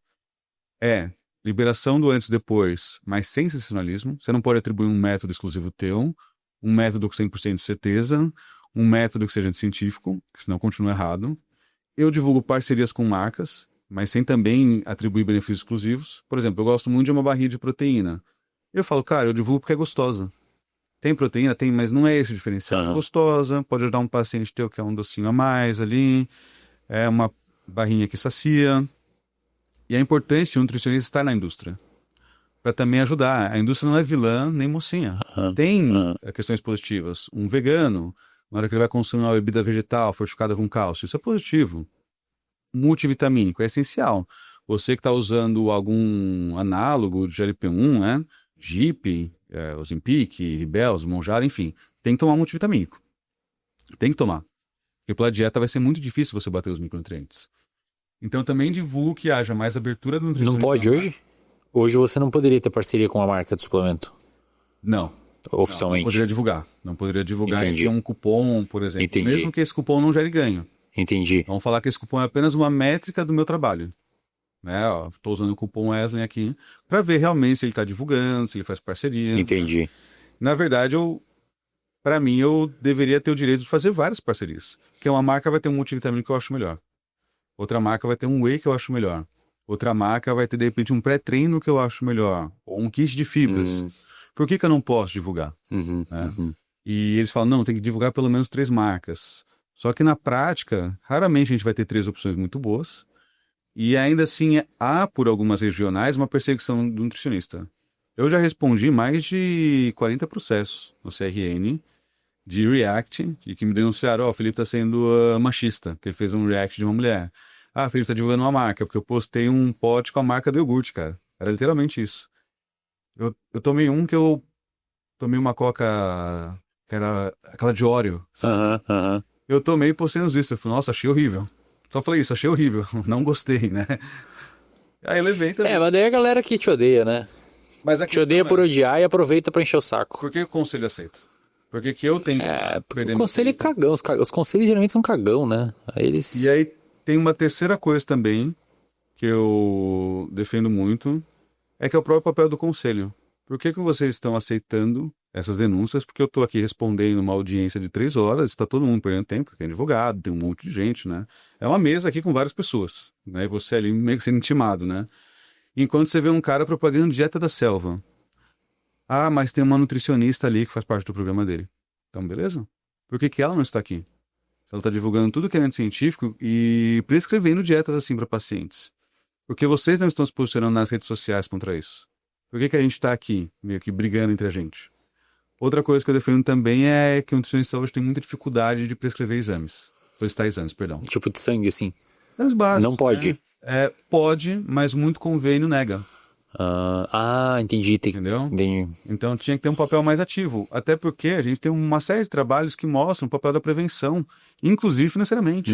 Eu tô pegando um paciente que se não cuidar, ele vai para diálise. O gasto com diálise é absurdo. Eu tô pegando um paciente com LL no talo, se não cuidar, vai ter que fazer uma cirurgia, ou pode infartar, vai ficar internado. É um gasto muito alto. Eu não defendo que o nutricionista possa solicitar a tabela periódica, né? Vamos ver o exame de cobre, cromo, EBDM, não. Mas eu defendo que ele possa solicitar exames básicos e que os convênios sejam obrigados a aceitar. Porque faz parte do nosso trabalho. Muitas vezes tem que encaminhar para um médico para ele fazer a solicitação para voltar para a gente, para montar uma dieta adequada. Teve mais gasto. Sim. Então não faz sentido, né? Sim. Então a gente está nessa briga atual para que haja uma mudança não só no código de ética, mas na postura dos conselhos, que é uma postura muito voltada para o próprio nutricionista, não para quem está invadindo a profissão e não está defendendo a população agindo dessa maneira. E também é uma postura muito ali, diria até simbólica. Tipo, o que exatamente vocês estão fazendo aqui? Se a gente tem esse problema com o convênio, vocês não estão agindo. Psicologia é igual, né? Psicologia é igual. Mesma coisa. Por isso que eu dei uma parada também, que eu falei, vai ser muita coisa, eu vou pirar, né? Então deixa eu... Psicologia é bem parecido.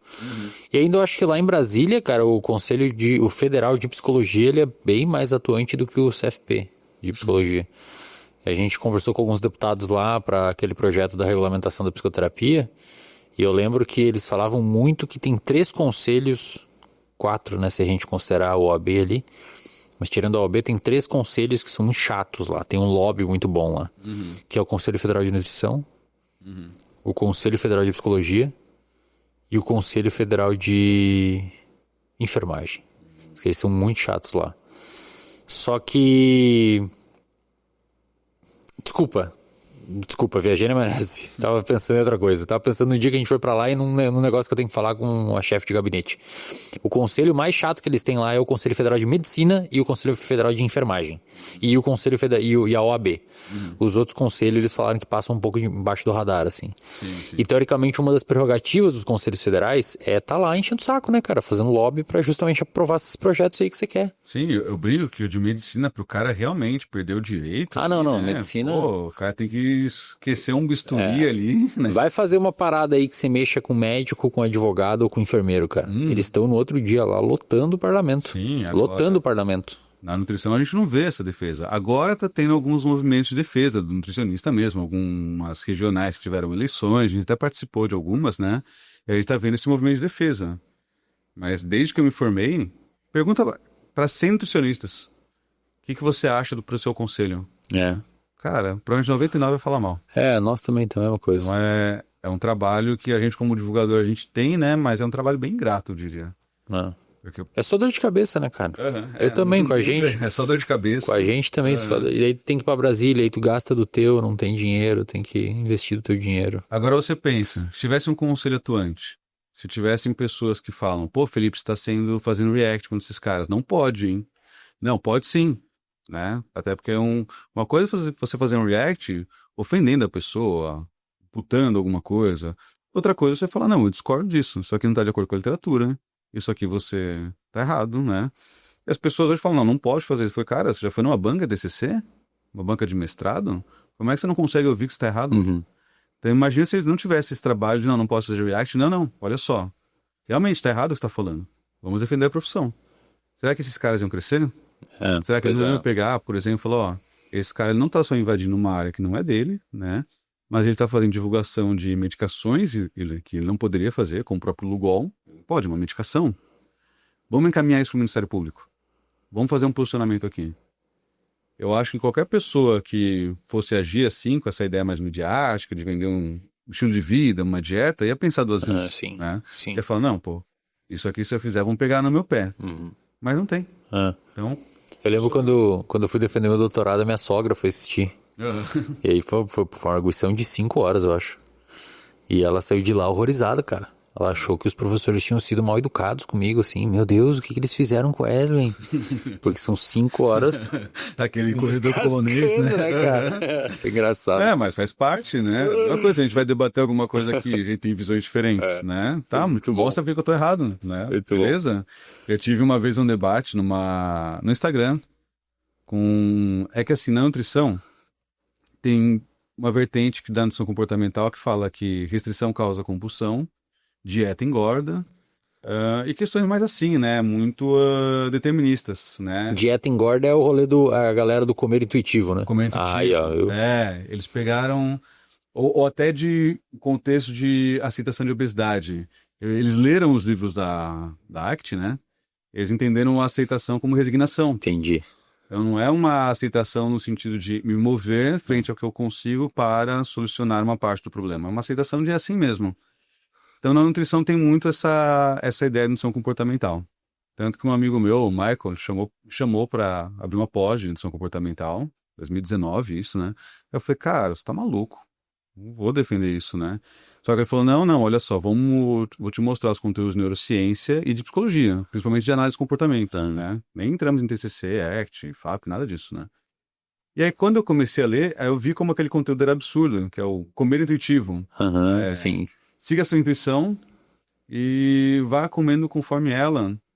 Eu falei, cara, mas é justamente isso que fez a pessoa, né? Esse aprendizado dela. Tipo, onde está a intuição no cérebro? É isso. Falar? Pois é. Não tem essa área da intuição, né? Parece que é algo muito extrasensorial, conectado com o universo. Eu responderia que a intuição é um conjunto de memórias e contingências que você foi armazenando e se misturou com a tua genética e que quando tá num ambiente que é super hiper palatável pode não dar uma boa ideia. E a obesidade é uma questão genética e epigenética. Como é que você fala, siga a sua intuição? Na verdade, os estudos que mostram o tratamento de obesidade, eles têm pilares para você manter ali o peso perdido. Independente se você saiu ou não da obesidade, né? Sair de uma obesidade para sobrepeso. Independente. Quais são os pilares? Planejamento, monitoramento e lidar com expectativas. Então, ó, eu tenho que planejar. Onde eu quero chegar?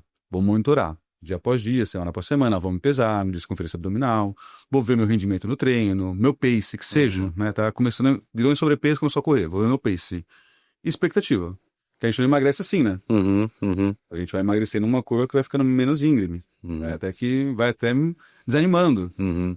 Então, eu olhava e tinha uma outra coisa também que eles falavam muito, que é emagrecer rápido causa efeito rebote.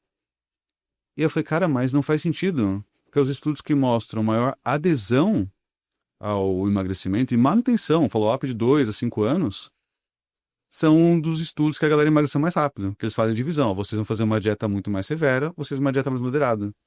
Né? Na obesidade, tá? Você não vai pegar alguém como você, né, trófico, e falar, não, faz um déficit de 1.500 calorias. Aí não, aí você vai perder massa muscular. Eu falo, cara, não faz sentido falarem devagar e sempre, que é algo que a gente ouve na própria faculdade, né? Devagar e sempre é melhor. O longo prazo sempre vence. Não faz sentido. E até por questão de status motivacional. Peraí, eu tô tendo mais resultado. Se eu tô tendo mais resultado, tá valendo a pena esse esforço. Porque o esforço não é só comer menos, é não comer aquilo que você gostaria. Né? E aí na nutrição comportamental eu comecei a divulgar isso, comecei a bater de frente com a galera que falava que restrição causa compulsão. Né? Eles nem definiam o que era compulsão. O que é compulsão?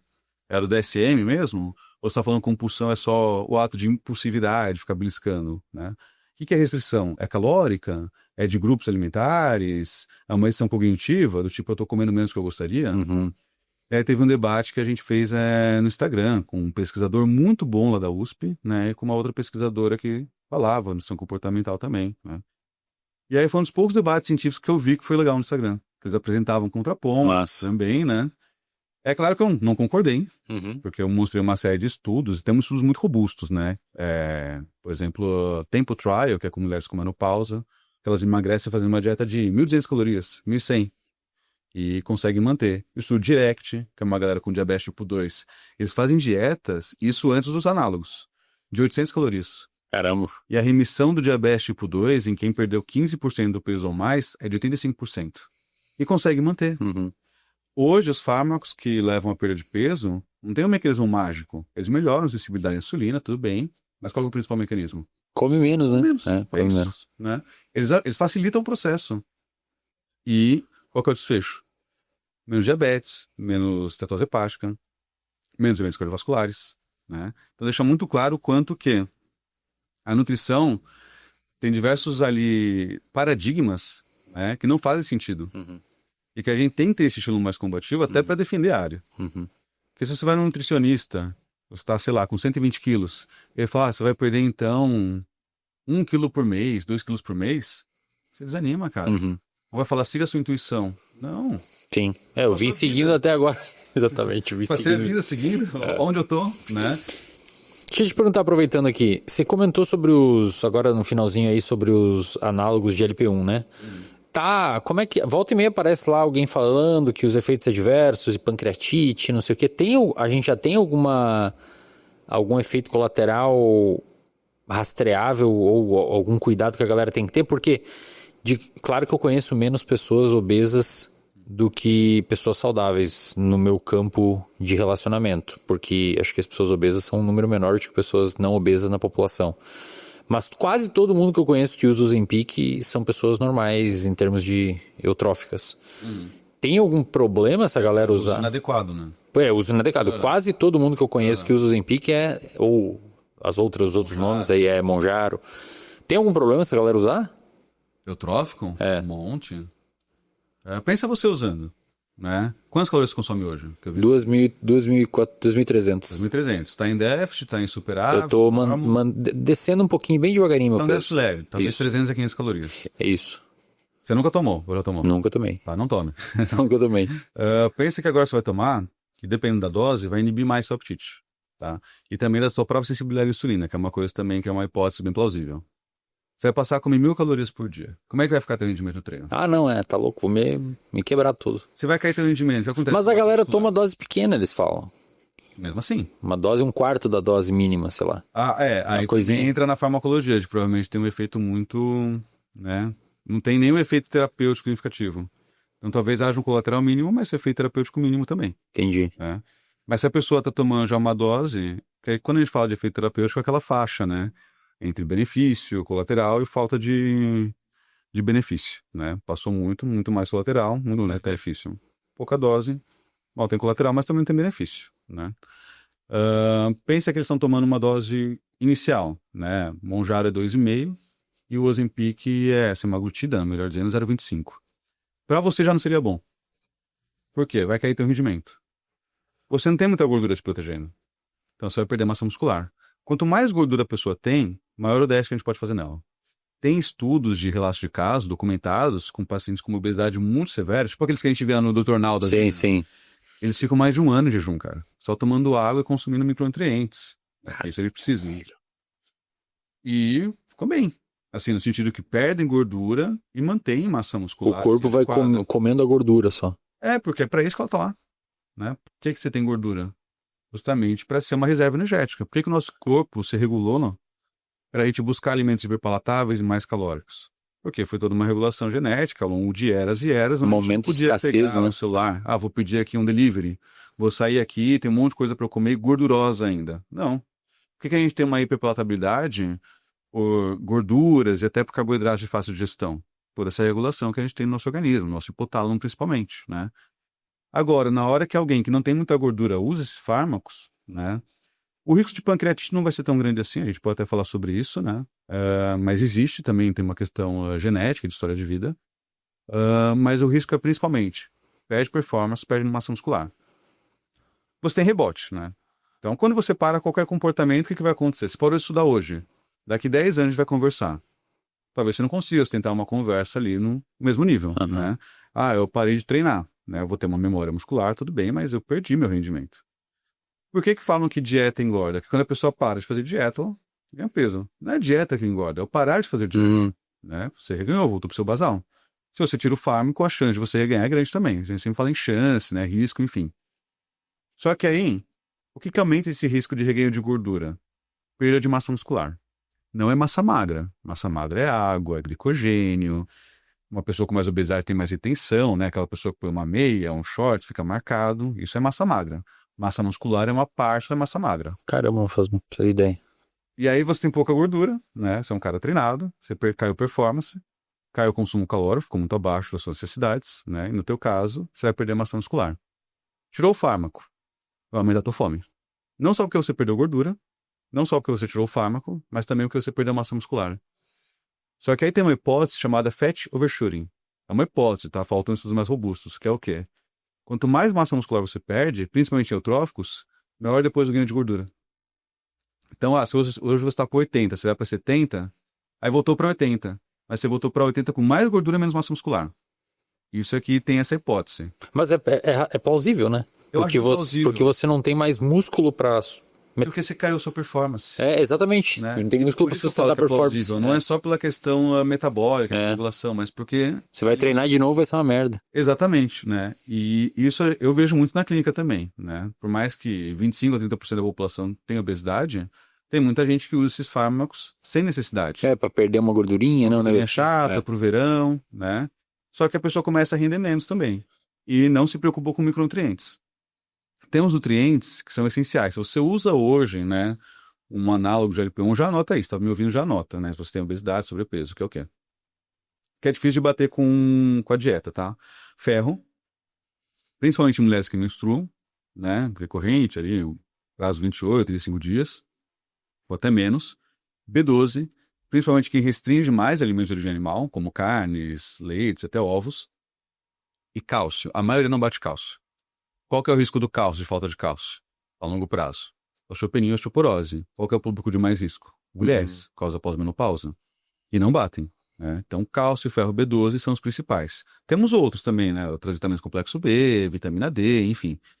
E o pessoal também, na hora que usa, não percebe que a dieta não está batendo isso.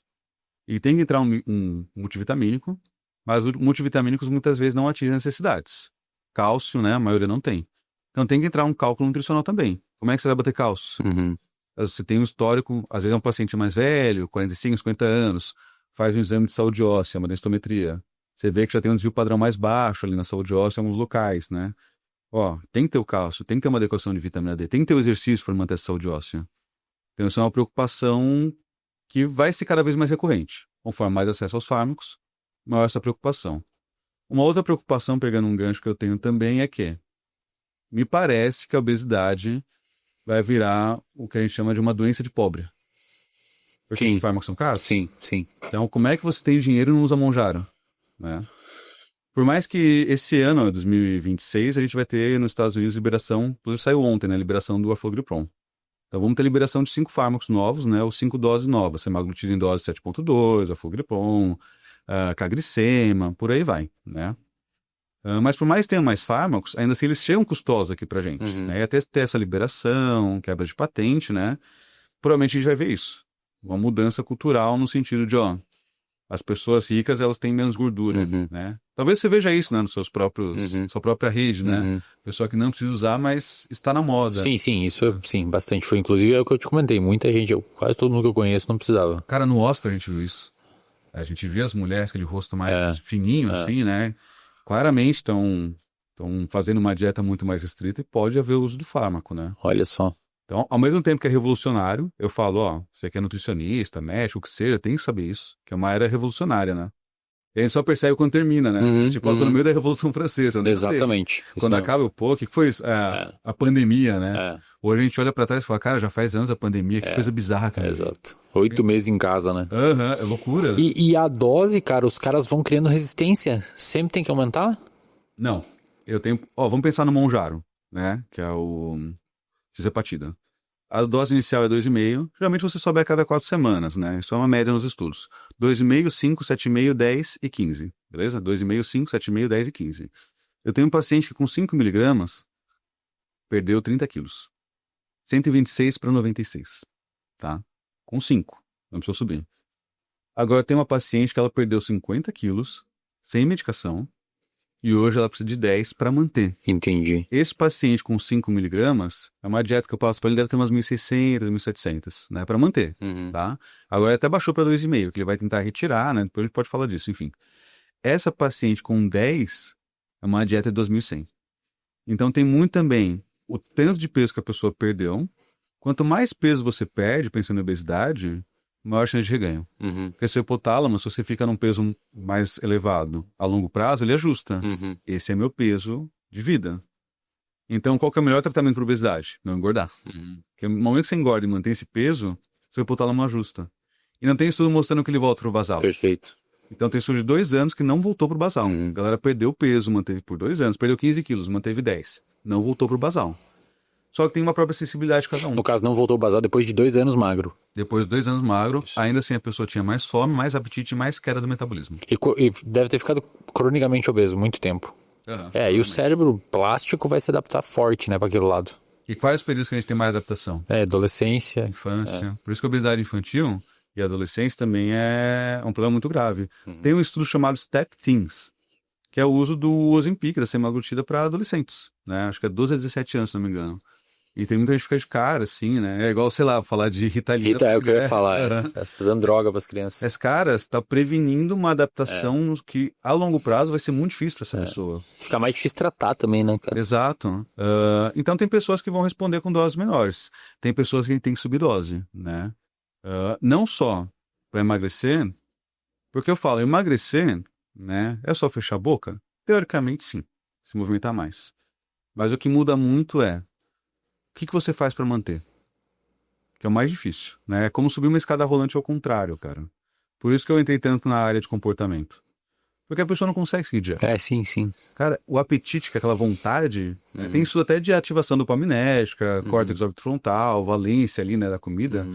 Acende tanto, parece uma lamparina, assim, brilhando, né? E aí é como se estivesse o tempo inteiro em guerra. Pô, mas isso parece muito mais gostoso, tá muito mais difícil eu falar não. No primeiro momento que ela tiver uma oscilação emocional, já era. Já, ainda mais tem um histórico, né?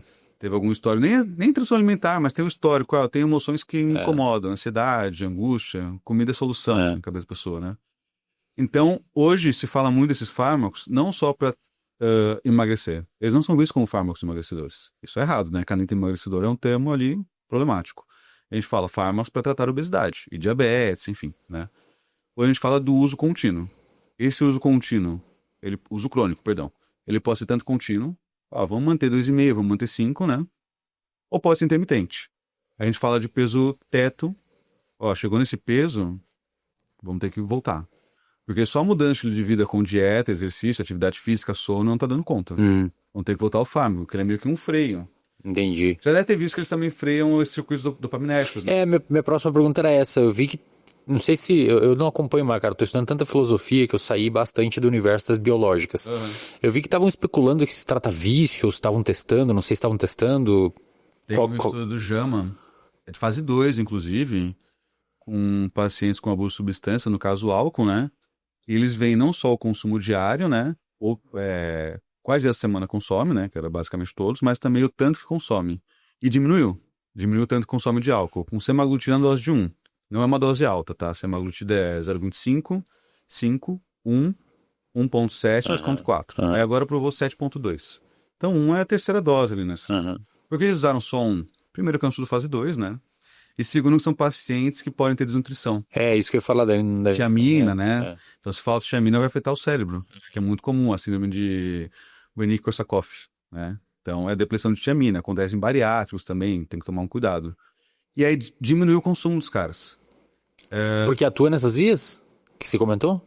Essas vias dopaminérgicas? Dopaminérgicos, Por exemplo, pensa agora, sei lá, me fala uma comida gostosa. Hambúrguer. Hambúrguer, né?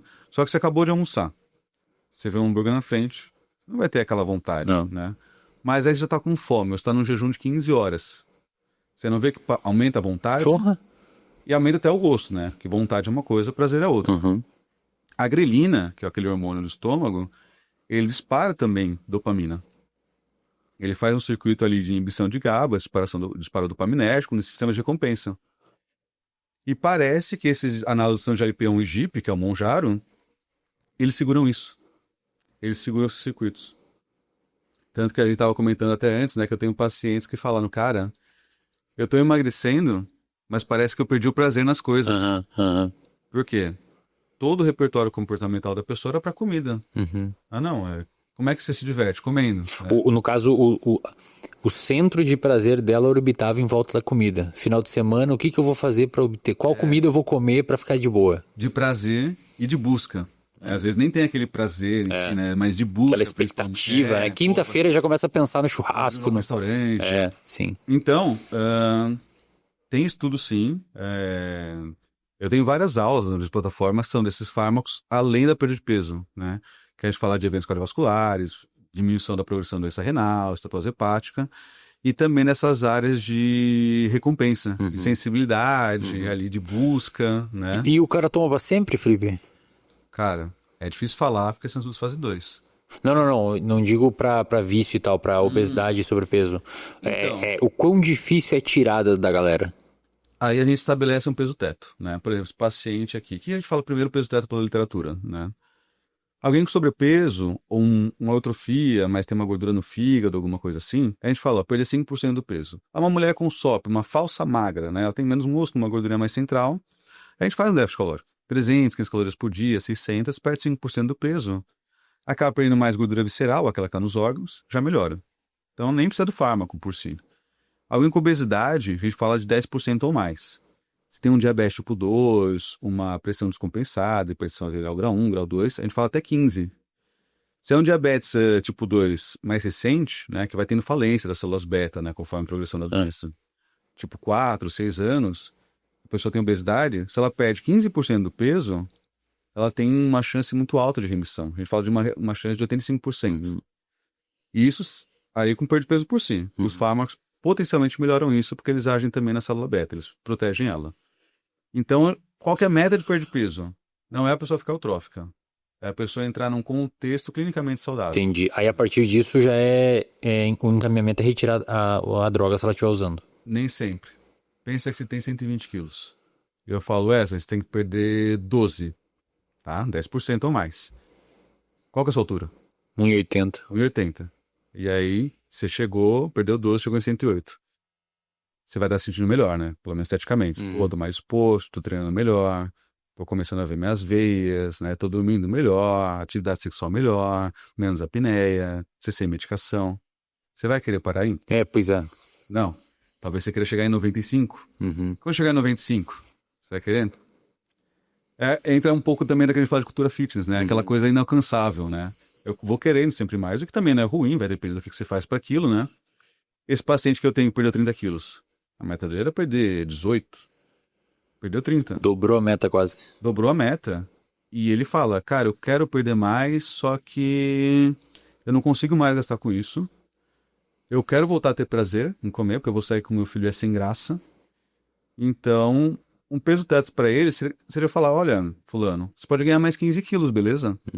Vai falar, tá maluco, né? Então, entra muito a questão de como a pessoa vê aquilo. Aí ele falou, me assusta chegar em 3 dígitos novamente. Você tá com quanto agora? 96. Aí eu falei, cara, vamos falar 98, 97? Porque é fácil por retenção um dia sair, foi no rodízio, né? Acordou, subiu na balança, bateu 100 quilos. Eu sei que pra cabeça dele ele não tá pronto pra ver aquilo. Ele sabe que é retenção, mas não tá pronto. Então a gente cria esse peso teto com base nisso, né? Aí conversei com o médico, diminuiu as doses, não pode tirar de uma vez, tá? É igual o depressivo, né? Você vai diminuindo as doses ali, acompanhando os colaterais de impulsividade, de compulsão, de ganho de peso, né? E aí, estabelecemos um peso teto. Ele agora está mantendo ali 94, 95. A dieta passa a ser mais calórica, tirar o fármaco. Não é que aumenta a fome do nada, porque tem a meia-vida, né? Tem a conta de meia-vida. Então pode levar ali cerca de um mês ali para sair o fármaco, dependendo do qual fármaco que estamos falando. Então a dieta já entra numa dieta normal, né? Saiu de uma dieta de, sei lá, 1.600 para uma dieta de 2.800, tá? Só que aí você, como alguém com seu comportamento, você acha que isso vai segurar a pessoa? É difícil. Eu não vou falar para ele, cara, agora você pode comer batata frita e hambúrguer todo dia. Porque eu tenho que pensar no contexto também de qualidade do alimento. Não vou falar para ele, viva de açúcar, viva de carne gorda. Aí é que tá. Tem uma questão que é a restrição cognitiva. Eu já fiz dieta, cara, na hora que eu tinha Hoje eu devo estar com 72, 73, sou baixinho, né? Eu tinha uns 80 quilos. Eu comi umas 5.000 calorias. Eu cheguei a comer também, na época do triatlon. É horrível, né? Mas era alguma coisa líquida, mas tinha que comer muito, cara. Não, você fica de saco cheio. Açaí quase todo dia. Você chega a suar comendo, 4 cara. pão. É horrível. 500 gramas de macarrão de noite. E você não sentiu uma restrição cognitiva? Tipo, cara, eu Sim. não quero comer isso, eu quero comer um sushi. O cara ficava exausto também, uma sonolência. Por isso que eu batia tanto no restrição gera compulsão. Porque eu falei, vocês nem definiram o que é restrição pra falar isso. Então eu tô comendo 5.000 calorias, minha vontade era só sair da dieta e comer uma pizza. Não chegar e comer 400 gramas de macarrão, um pedacinho de carne minúsculo e um monte de farofa e um suco de frutas, que também era carbo alto, né? 8 gramas quilo. Então, tem a questão da restrição cognitiva. A gente não pode pensar, pô, subir caloria, então esse cara vai se manter na dieta. Até porque esse cara, ele foi condicionado a vida inteira a usar a comida como recompensa, como busca por prazer. Então, por mais que haja o peso teto, definido pela literatura, a partir do que seria um emagrecimento adequado para esse paciente, na vida real vai mudar. Porque entra como é que o paciente vê aquilo. E na vida real, provavelmente ele vai ter dificuldade de manter. Então, sim, o tratamento é para a vida. Eventualmente vai voltar a medicação? Vai. Daí fica nessa intermitência. Pode ser intermitente ou pode ser contínuo. Vamos manter igual a paciente que eu falei, perdeu 50 quilos. Ela mantém contínuo. Eu tenho paciente que fez bariátrica, a bypass, que perde um pouco mais de peso, né? Tem só que é no estômago, a gastroctomia, né? E tem com bypass também, que é uma um pouco mais potente. Perdeu lá seus 30 quilos. Só que ainda assim, ela usa o fármaco. Ela usa Mounjaro. Para controlar essa vontade dela também, essa busca, essa recompensa. E porque ainda assim ela estava reganhando peso. Ela ia ter um reganho ok? Ia, mas isso incomodava muito ela. Né? Que ela saiu de uma obesidade de grau 3 e ficava entre sobrepeso e obesidade. Ela se incomodava muito. Então ela ainda usa. Né? Então, não estou falando que tem que usar. Tô falando, não, então, importante é a sua visão estética sobre o assunto. Não é isso. Né? Porque senão vai quase todo mundo usar. Sim. Mas tem que entender também como é que o paciente se sente, como é que ele vai vendo esse reganho, porque às vezes essa questão de, tô angustiado com esse ganho de peso, isso atrapalha muito o paciente. E é uns pontos onde a principal é psicoterapia, né?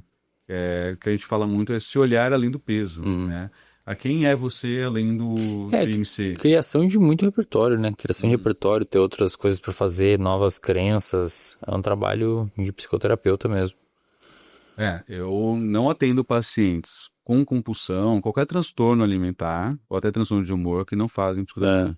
Eu falo, não, para eu te atender, que a nutrição ela tem um papel importante, mas ainda assim é coadjuvante da psicoterapia.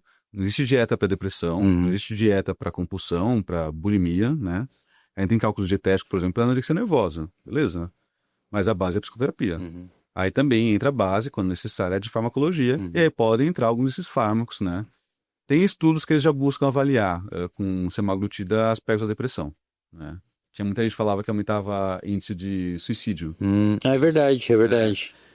É uma história muito parecida com a do Roxtan. Foi lá no começo, né? Foi. Sim, Roxtan, o Gustavo também comentou. Contou, né? Sim. Da isotretinoína, né? Sim. Quem que era o público que tinha maior incidência, né? Eram mulheres com acne mais severa, né? E, cara, e o que você acha agora como profissional aí pra gente fechar, como profissional da nutrição que atende, acompanha bastante a ciência e tá bem por dentro dessas canetas e tal? Vai ser uma mudança de paradigma. Não tem como... Mal começou. Esse ano vai se liberar os estudos da retatrutida. Tá juros compostos o avanço, assim, cada vez tá mais foda. Tá, cara, era uma preocupação a massa magra, né? Tem estudos com o Ozempic que tem uma perda de 35, 40% de massa magra. Lembrando que não é músculo, o resultado final é positivo. Tratou um diabetes, uma hipertensão. Sim, saiu do cara... Né? Perdi um pouquinho de músculo, mas pô... Ó, como não vai infartar, exatamente. Exatamente, né? É melhor, né? Aí tem um fármaco chamado cagrilintida, que tem mostrado um potencial com a semaglutida, que vai ser a cagrisema, que é um análogo de amilina. A amilina é um hormônio secretado também pelo pâncreas, né? Também melhora a sensibilidade à insulina. Então é uma resposta da fabricante da semaglutida, a Novo Nordisk, né? A fabricante do Mounjaro. Agora a gente tem um cagrisema, vai bater pau a pau, 20% de perda de peso em obeso, né? Obesidade, e 10 a 15 em diabetes tipo 2. Diabetes tipo 2 perde menos peso, né? Do que apenas obesidade, né? Tem uma resistência ali. Agora tem um fármaco, agora não, né? Mas saiu um estudo recente que chama bimagrumab. Chegou a ver? Não. É um fármaco endovenoso. É caro, tá? Tá em fase de pesquisa ainda. Ele fez o pessoal ganhar massa magra e perder gordura. Caramba, Porque cara. ele é um análogo de activina, que inibe miostatina. Já viu aqueles boi, inibidor de miostatina? Que Sim. Chinês, né? Não é só boi, né? Tem vários bichos, enfim.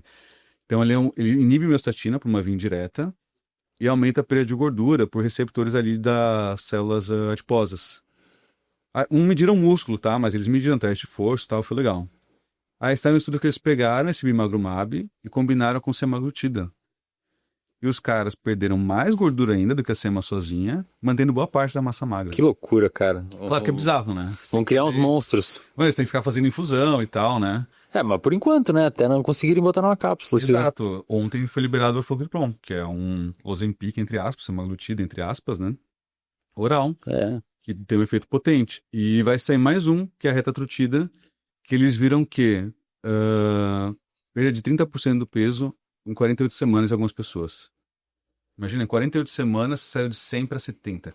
Cara, você comentou que provavelmente vai ter essa cisão social, né? De ser obeso é coisa de pobre.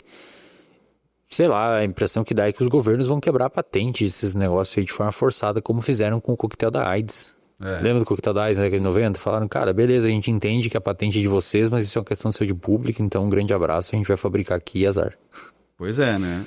Eu não sei o que pensar. Sei lá. Né? Eu não estudo tanto economia, mas eu vejo que a gente tem dois problemas aqui, né? Um problema é que se a população que precisa de acesso não tem acesso, você não está tratando doença, está tratando um público específico. Mas se eu sou dono da farmacêutica, eu investi bilhões. Parar de pesquisar, né? Vai falar, cara, não pesquiso mais isso aqui? Sim, né? sim. É complicado, né? Sim. Então eu entendo os pontos de vista, mas eu entendo que tem que haver algum tipo de política para ter acesso para a população que precisa mais. Isso é, para mim, indebatível. Quem precisa mais tem que ter mais acesso, né? Não pagar um imposto, ter alguma forma de debitar de alguma coisa, tem que ter o acesso. Isso é muito claro. Porque é bastante grande o efeito, né? Tu tira o cara em alguns meses de uma zona de risco altíssima, né? Absurda, e essa zona de risco são pessoas que consomem o sistema único de saúde e que trazem também, exoneram também o sistema. Exatamente, isso mesmo. Então é que lá na frente a gente vai ver benefício. O cara tá sempre lá, sempre fazendo exame, sempre mal, diabético com o pé podre lá, sempre suado. Mas ainda assim, eu não vejo que vai solucionar, porque você está literalmente remediando, porque a obesidade também é uma questão comportamental, que você tem acesso ou não. Pô, você não tem acesso a fruta, você não tem acesso a feijão, você tem acesso a um pacote de salgadinho que custa muito mais barato. Pô, não faz sentido. Uma bolachinha, né? E se a obesidade é uma questão também genética, se você não tiver esse aprendizado, vamos continuar tendo criança, adolescente com obesidade, perpetuando esses genes, consequentemente vamos perpetuar a medicação. Né? Então não adianta só pensar, vamos facilitar o acesso à medicação. Não, tem que ter a informação e tem que ter o acesso mais claro ali. Isso aqui vamos tornar com uma dificuldade de acesso mais complexa e o que é mais prático, é mais saudável também, deixar mais à mesa, frutas, legumes, vegetais. Então também tem que ter esse papel de educação nutricional e de acesso, né? Senão a gente vai só viver remediando. Muito bom, cara. Suas redes, então, Instagram... Felipe Almeida, professor, e o YouTube, nutricionista Felipe Almeida. Galera, deixa o like aí no episódio, por favor, dê uma moral pra nós, encaminhe isso daqui no grupo aí da graduação em nutrição que você faz parte, e em psicologia também, mande no grupo da sua família, dê uma moral aqui pro podcast pra gente continuar gravando pra vocês. Valeu? Felipe, obrigado pela presença, cara. Valeu demais. Obrigado. Até mais, galera, até o próximo episódio. Valeu!